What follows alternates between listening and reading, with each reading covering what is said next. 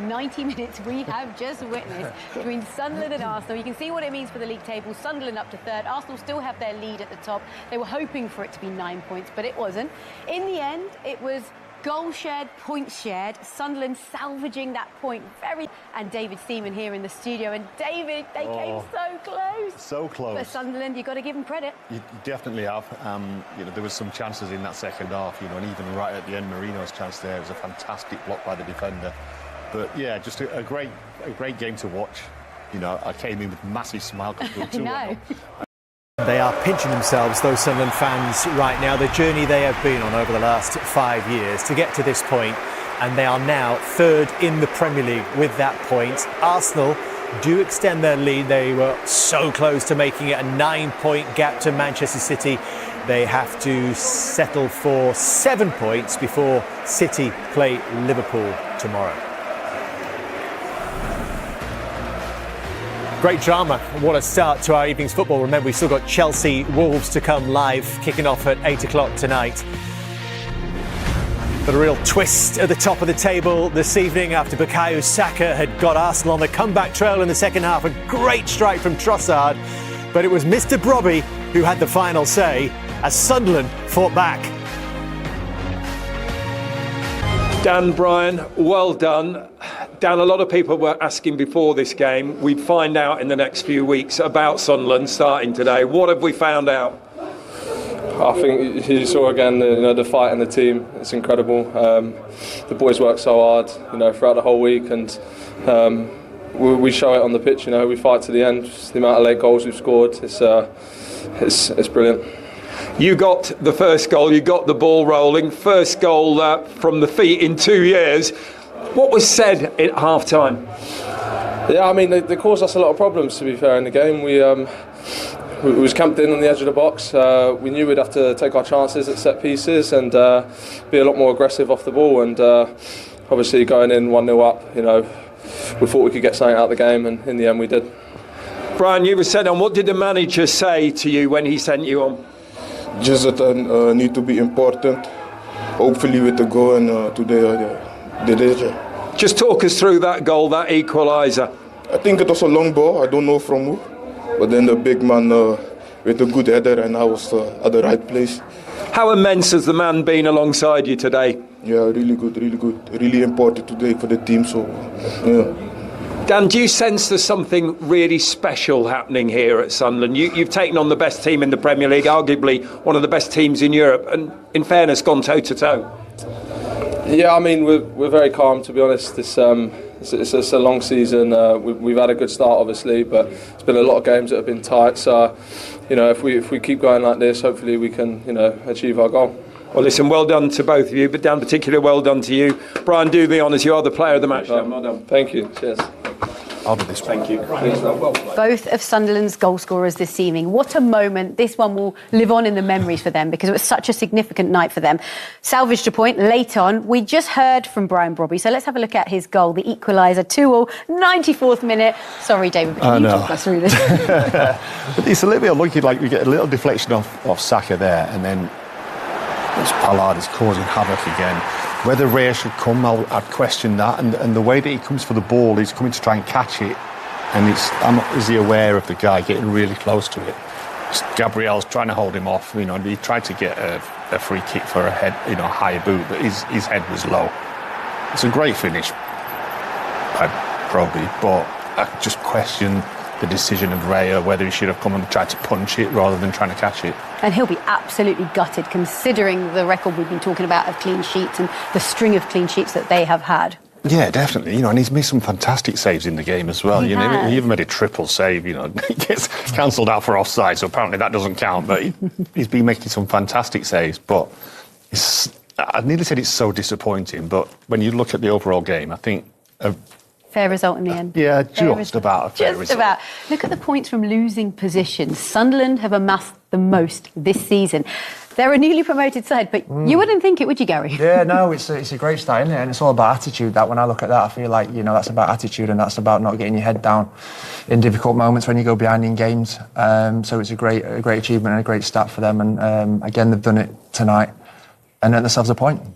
And you talk about attitude. Arsenal showed great attitude, as they have all season, because Saka, early in the second half, came out and equalised. Marino played his part as well in the goal. And we thought, right, they're off.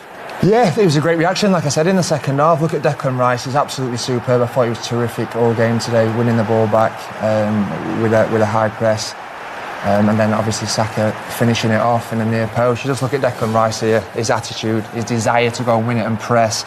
Lafy just kind of, he holds onto the ball too long. You see there from Roofs, he's putting his arms up in the air. He can see what's behind him. He can see the pressure coming. He's wanting the ball back to maybe then clear and go long.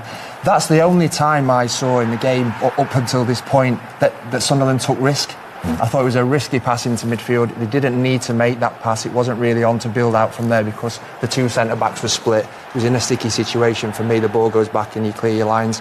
And if you don't, somebody like Declan Rice, who we spoke before, one of the best in his position in Europe, in European football, takes the ball off you and the rest is history, as I say, the back of the net. Yeah, and then before we knew it was Trossard that scored an absolute beauty. This is amazing. From the amount of power he generates from almost like a standing start, I just wondered whether Roos got blindsided with it, because I think there's a striker just goes in line with the ball as he hits it. When you see the shot from behind, he moves late. But it's still a fantastic strike. That's absolute quality, that, of the highest order. Nothing the goalkeeper could have done here, right? No. Obviously it was made harder. Of course. Yeah. One hand. But anyway. But no, it's an unbelievable strike. And trust me, these balls are different. They are faster, because I train with them at Arsenal, and even I can generate speed with them. So that's telling you a lot about the new ball. And sometimes when the game's so tight and you're looking for players to kind of, to do something special, and that was a real special goal. Yeah. That was a fantastic hit from Trossard. And despite the fact it's 2-2, in the 94th minute, Arsenal still had a chance, didn't they, to win it very late on. What a story and what a turnaround this would have been. It would have been, but it's an absolutely amazing block by the defender. But, and when it falls to, I think it's Marino, isn't it? That's as good as a goal. Yeah. Centre-back's point. That save there is decent. Here we go, look, body on the line. No. And Dan Bollard was involved him again. in everything, wasn't he? Yeah. Honestly, obviously the goal, the finish was superb. He was involved for the first header for the goal, and obviously then at the end, a match-saving a challenge. So he had a terrific game as well. So what do Arsenal learn from this? Of course, we can see the Premier League table there. They still have that healthy lead at the top, but I guess it would have been nice to have extended it a little bit more. Yeah, of course it would, but it shows you that they still believe in what they're doing. This was a difficult game, especially when you looked at it first half. It looked difficult. Sunderland were well organised, and they knew exactly what they needed to do with Arsenal. Hit it long, play in Arsenal's half rather than trying to play out from the back. And like Gary said, when they did play out from the back, it cost them a goal. But Arsenal, they're in a good position, because this was a big test.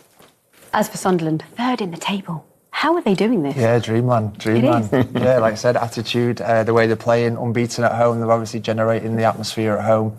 The fans are obviously loving the life in the Premier League this season. Well organised team, doing very, very well. So, but we said about Arsenal as well, it was important if they didn't win to not lose. 7 points clear. They're in a good position. They certainly are. OK, we move on because our next stop... For Sunderland, and a draw that absolutely feels like a victory when it comes against the league leaders Arsenal, and in the manner of that winning run. 10 on the bounce. All competitions has come to an end at the Stadium of Light thanks to Brian Brobby's late equaliser. 90 plus 4 minutes on the clock. 3 goals conceded all season and 2 in one evening at the Stadium of Light. Granit Xhaka, the former Arsenal man, delighted to help steer his side to a point that takes them up to third in the table.